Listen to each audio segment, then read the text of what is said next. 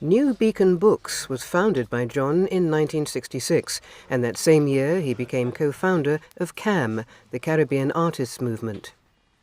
The more I was in CAM, the more I heard about John La Rose, essential part of CAM, but I didn't actually meet him till the first CAM conference in September '67 at the University of Kent at Canterbury.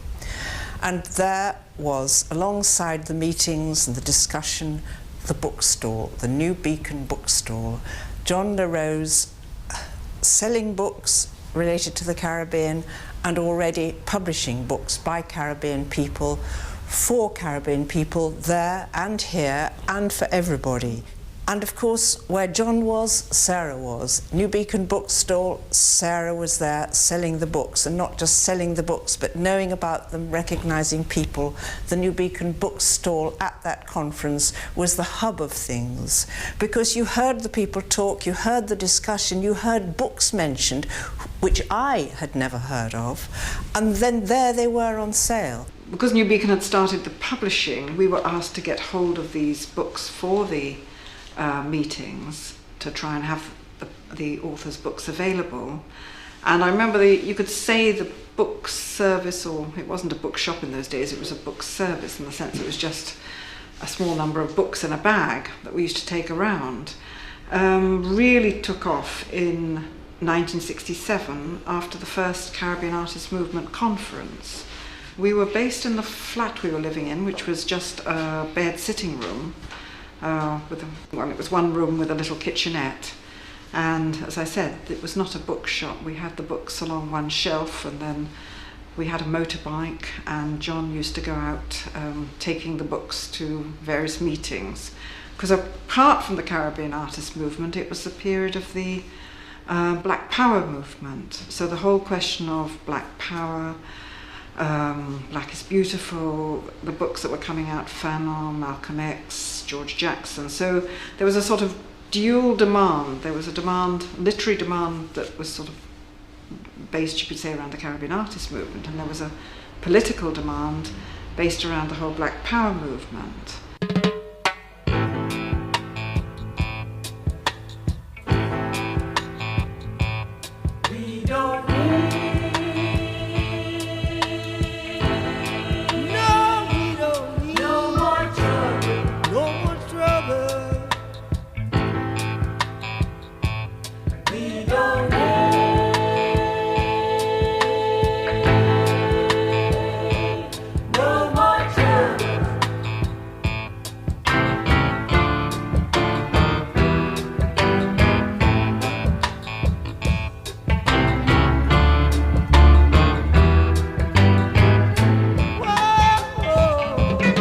So the book selling and the publishing came at the same time, because we knew that in order to validate one's own culture and one's own self, you had to publish.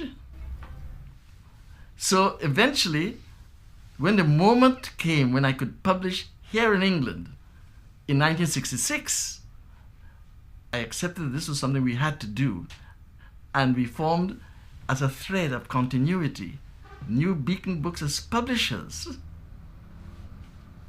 And the first book we published, Sarah and myself published, as New Beacon Books, New Beacon, was Foundations, my own book of poetry. And the second book we did was Marcus Garvey, 1887 to 1940. John was very particular about putting in those dates, because it may seem strange now, but in those days there were hardly any books about Garvey.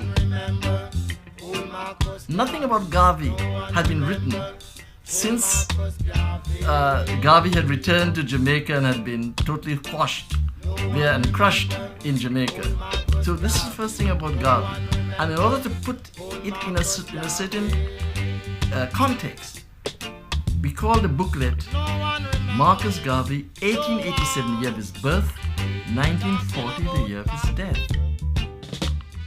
Publishing and using literature towards self and community development, using literature towards political ends, remains central to the activism of the New Beacon Circle. So for me, the word, in terms of literature, and the power of the word to transform social situations is really important.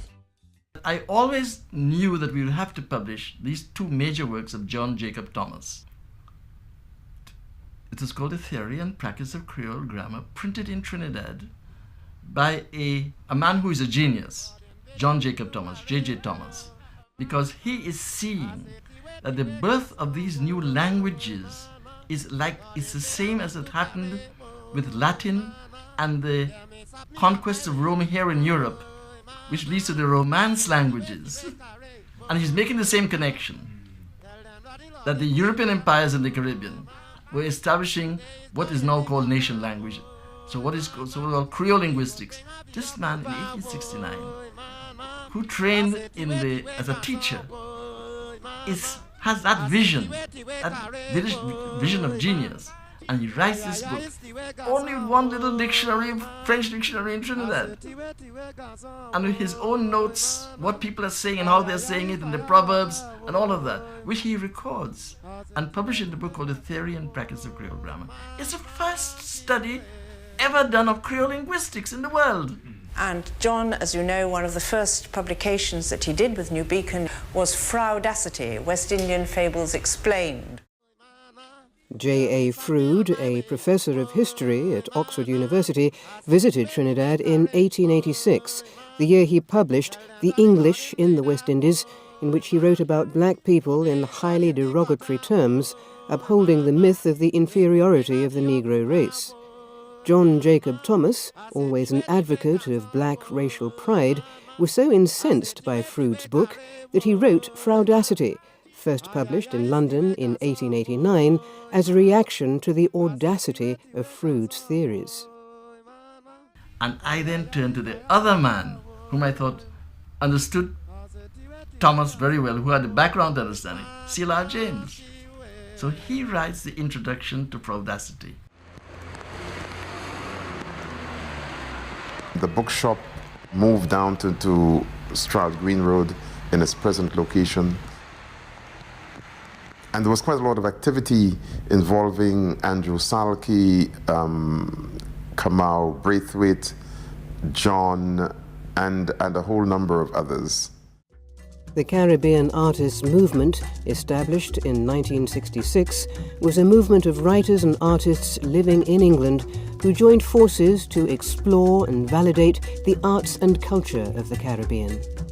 The three central people were John himself from Trinidad, Andrew Salke from Jamaica, who was then working as a freelance journalist, mostly for the BBC, and was also a published novelist, and was also very concerned with books for children, and Eddie, as we then called him, now Kamau Braithwaite, who was just having his first trilogy of poetry published by Oxford University Press, Rites of Passage.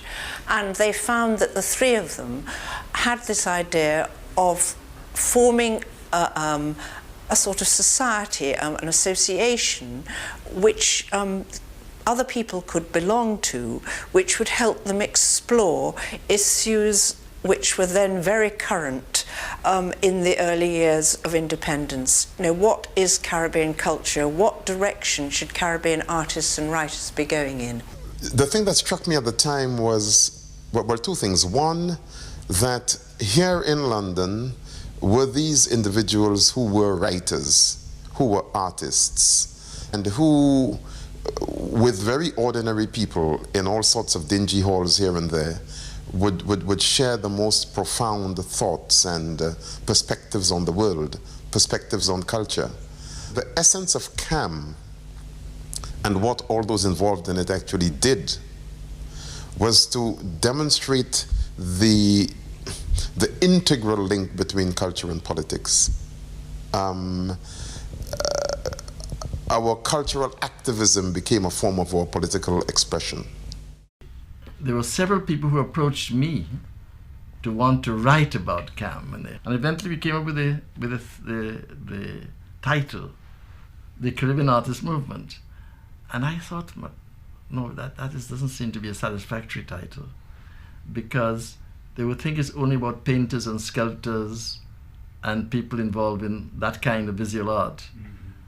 And I then suggested the subtitle, A Literary and Cultural History. It's really an important book, and it's extremely well researched and written by Anne Wormsley. There was the bookstall, there were the talks, and there were John's contributions to the talks. He wasn't a main speaker, but when I came to write up the Caribbean Artists Movement and listen to the tapes, I was struck by how often John's voice came in with extraordinary wide knowledge and understanding of the issues involved. And I came across this letter from John to Brathwaite saying that he shouldn't be surprised if CAM didn't last, that movements like this only had a short period of great incandescence, and then things moved on and something came in its place. So although John was sad, I think, that CAM didn't continue, he wasn't surprised. And in a way, I mean, obviously with his publishing and his book selling, that's a very strong way in which the Caribbean Artists Movement has lived on and on. But there are other ways as well. I mean, I think a lot of people who were involved in CAM see their continuing work as a continuing part of the Caribbean Artists Movement. This is an autonomous, very unique intellectual and cultural movement. And as all intellectual and cultural movements like Surrealism, or like the New World movement in the Caribbean, they have a life. They start at some period, they end at a certain period. Those who participate intensely and actively in it are influenced and inspired by it, and then they go on to their own autonomous creativity. You had Aubrey, painter, and he was absolutely and totally interested, very, very committed.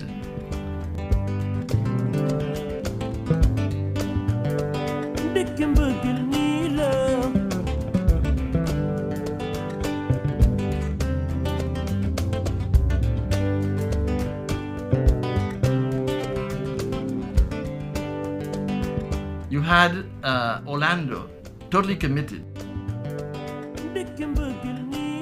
Orlando Patterson, sociologist but also a writer. He has published his first novel called Children of Sisyphus, which he had dedicated to C.L.R. James. And there's all of that, plus Evan Jones, the white Jamaican, who was also a playwright as well as a film writer.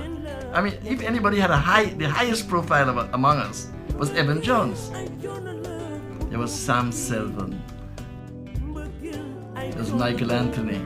There was C.L.R. James himself. We were all very excited by what we were doing and trying to do, and what the implications of all of that meant for a new paradigm of art and culture in the Caribbean. I begin to want to know of the people who are actively working in the world to change the world.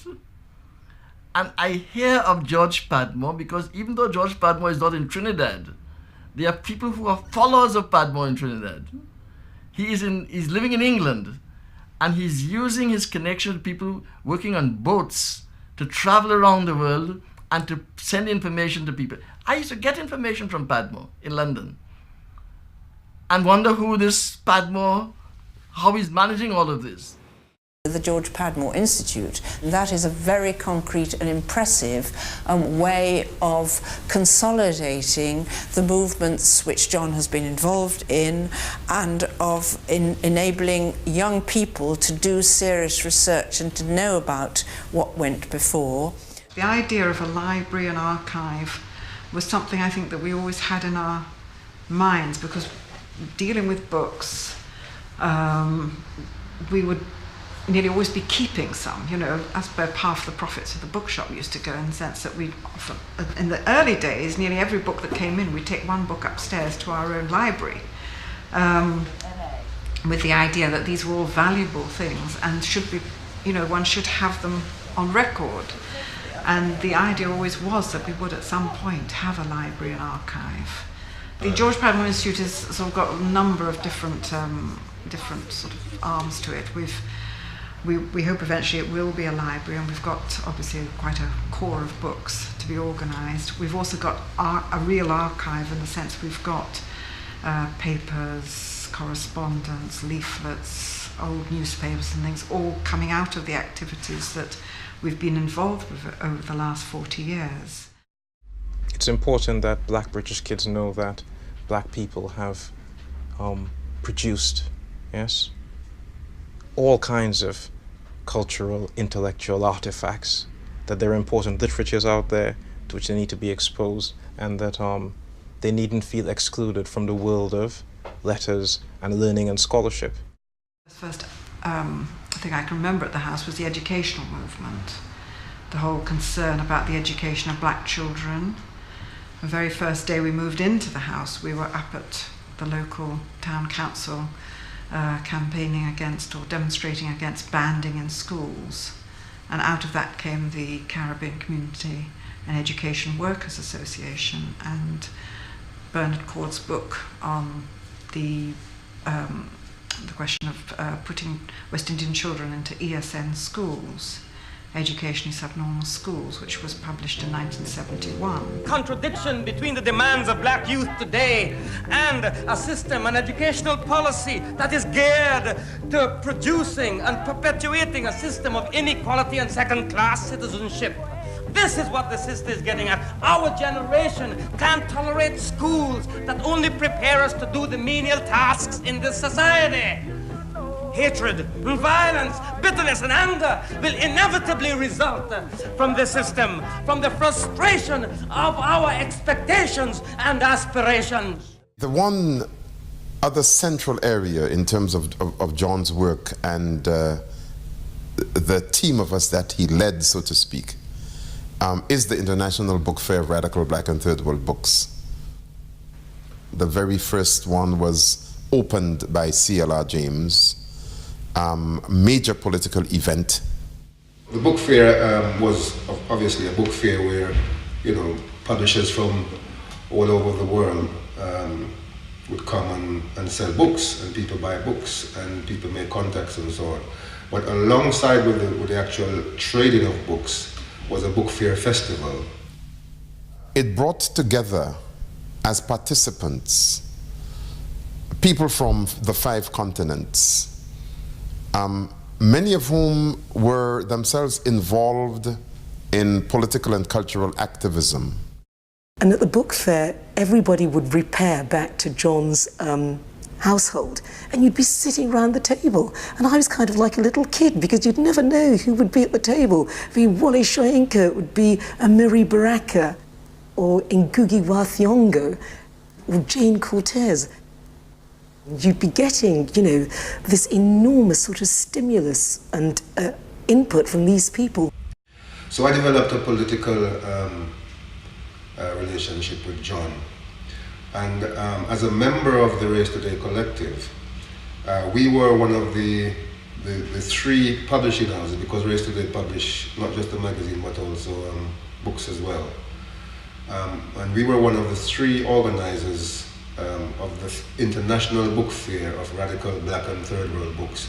Another one of John's great ideas, along with Bogue Louverture, with Eric and Jessica Huntley, and of course New Beacon Books with John LaRose and Sarah White.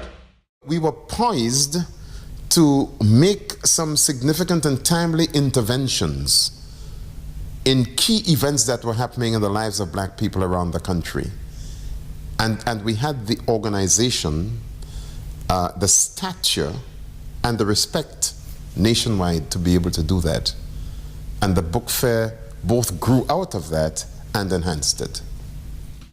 We had a magazine, Race Today, which was edited by another Trinidadian, Darcus Howe. Farouk Dundee was involved in it also. I knew Darcus and Farouk from the Panthers because we were in the Black Panther movement together. The Race Today Collective was a part of an alliance of organizations, including the Bradford Black Collective and the Black Parents Movement, which I became involved in. The Black Parents Movement is another organization that was formed by John LaRose to tackle the whole issue of not just education, but the relationship of the police with young people and the conflict between black youth and the police and so on, and to tackle not just injustice and discrimination in the schools, but injustice and discrimination on the streets. 1981 January, the New Cross massacre, and that led to the march on the 2nd of March 1981, when some 25,000 black people took to the streets of London on a Monday, bringing the whole of London to a standstill.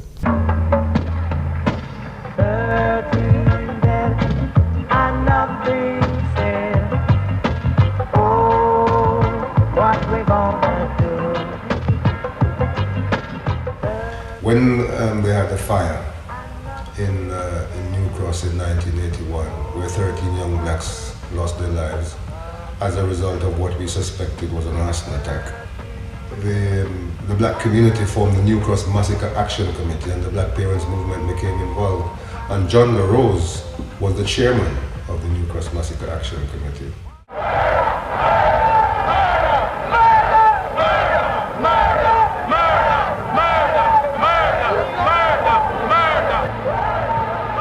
That demonstration, the Black People's Day of Action in March 1982, was the first watershed in the history of the black struggle in this country, because it was after the Black People's Day of Action that the British establishment sat up and took note of the fact that blacks in this country had some power and were prepared to use it. United, we'll never be defeated. Black people, united, we'll never be defeated. Black people, united, we'll never be defeated. Black people, freedom, united, we'll never be defeated. And it was great that it was somebody like John LaRose, who was the chairman of the organization, because it lent it some credibility and lent it a great deal of dignity, which meant that we could get a broad range of support, which perhaps wouldn't have been otherwise obtainable if it was led by someone who was perceived to be a rabble-rouser. In politics, it always attracts the kind of lunatic fringe, and John had the kind of authority that could contain and control those elements. One of the things I'm sure you would expect that John and Sarah have had to confront is this whole business about this very radical and revolutionary black man being married to a white woman. John was never interested in race politics, although he was committed always to the black struggle in this country. I don't think he had any time for black nationalism. John has always been an internationalist with a socialist perspective, and who has been involved in some serious revolutionary struggles. John's intellectual rigor and sense of discipline was really important, because I think we all went through a phase of slightly sort of veering towards a sort of black nationalist, because you only have to have some racist incident in your daily life for you to feel, look out, whitey, black powers are going to get your ass and your mama's too. And John really put a lid on all of that to show us that this was not the way to go. John had a wonderful phrase. He said he would not deal with the politics of resentment. You could not resent somebody because they were white. You could not resent somebody because they might have a more privileged background. I remember somebody asked me once at the Dialectics of Liberation conference how I felt sort of sitting listening to these diatribes about white people, and it was a slightly sort of funny situation to be in, and you were white and selling black books. I can't think of any other woman who has done more to advance the struggles of black people in this country than Sarah White. For every inch of my growth that John LaRose has contributed to, so has Sarah. It needed somebody like Sarah White to really complement the kind of person John LaRose is, and they make a great team together. John LaRose was extending a vision, and giving rise to a range of developments and methods and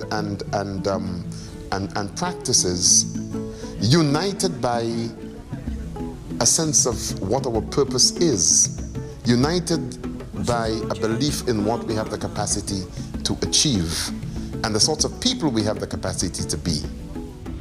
The personality, the persona of John LaRose is a combination of, he's an intellectual, someone who is creative, someone who is a humanist and who was completely committed and dedicated his life to bringing about change. One has to recognize that he's big. John is big. I mean, I consider him a little boy, and I'm afraid of John. I hero worship John. John, I think, is the most wise person that I've ever known. He has a deep understanding of how things work, how the world works. He manages to be knowledgeable without ever being cynical, and he always has hope. John is somebody who's not just a kind of dry intellectual. He's somebody who's a humanist, and he's somebody who you can engage with, at a very sort of human level. I think John LaRose is singularly the most influential person in the history of black people in this country in the second half of the 20th century, going into the 21st century, without any doubt. There's nobody comparable to him. My name is Errol Lloyd, and I'm the person who's been asking questions hidden away behind the camera. I've known John for very many years.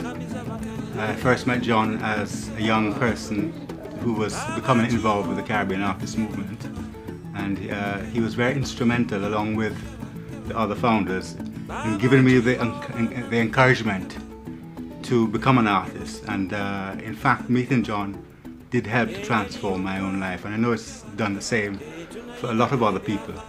We have to believe, and that is John's hallmark, we have to believe in the capacity for change. We have to believe in our capacity as all people to be human and to externalize our humanity in a way that is enriching to ourselves and to one another. Other people don't attach the importance which I attach to social creativity.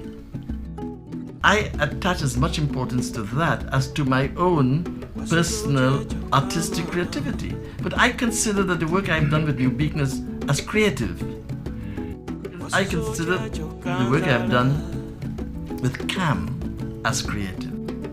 I had not done more writing of poetry or more writing of essays. I never thought of myself in those terms. I thought of myself really in terms of a person who was affecting the world by what I was doing, what I was involved in with other people, dreaming to change the world.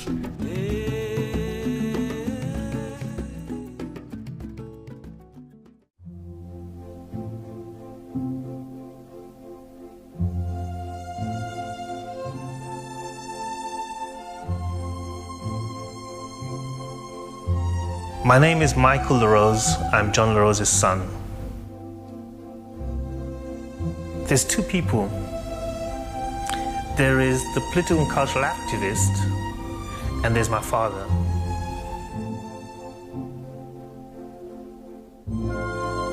Some people don't have the opportunity to speak to someone who has the knowledge and information and ideas that my father has. Some people don't get the opportunity to have the relationship with their father that I do. As someone who's both your father and someone who has these great political ideas. He will talk to you and raise ideas in your head, and you also hear other people's ideas. There is a whole debate and contestation of ideas that goes on, and you have to work out, how does it affect me? How does it affect the world I live in? And is it correct? And most times I found that it is not only accurate and correct, but it's also a way forward and a way of progressing that's not only practical, but it has a human element to it.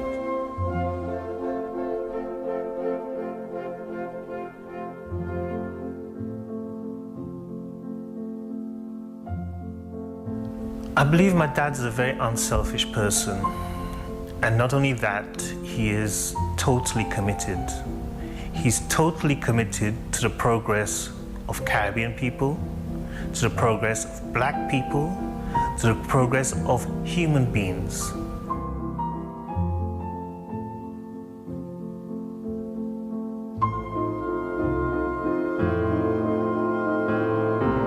In the relationship between my dad and my mum and Sarah, I think there is a real balance. But I think it's based on what's happened in the past between my mother and my dad, who are political activists in the past. And so there's a political activist history as well as a relationship history. I have two mothers then. The situation is that they are both committed to the ideas of my father. He's a person that is always willing to share, always willing to make you progress, and always willing for you to work out how you can unify with other people to progress your aims.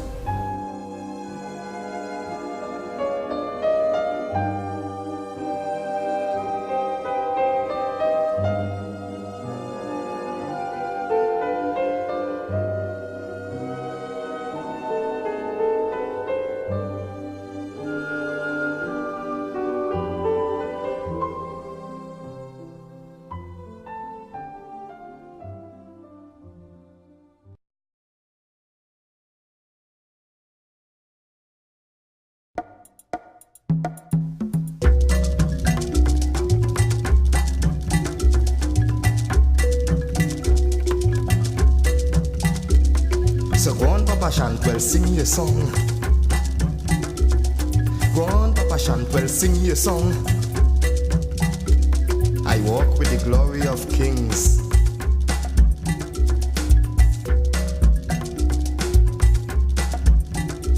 Enough, I had enough. More than enough, I say. But if they think that I go sat in a corner and cry, they damn well lie. So go on, Papa Shantwell, sing your song. Go on, Papa Shantwell, sing your song. I walk with the glory of kings. I walk with the glory of kings.